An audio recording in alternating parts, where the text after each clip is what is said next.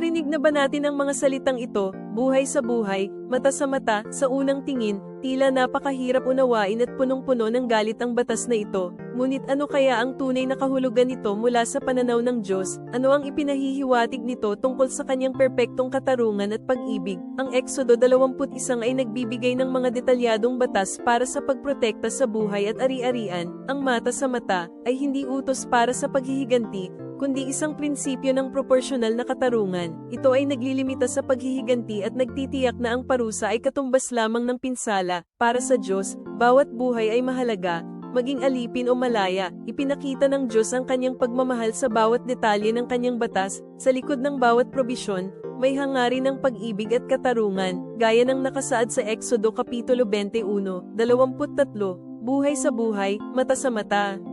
Ito ay pagpapakita ng kanyang pagsisiguro na ang bawat isa ay makatatanggap ng nararapat, at ang kapayapaan ay mananaig. Ang kanyang katarungan ay laging may kasamang pagmamahal, upang itaguyod ang buhay at kapakanan ng lahat.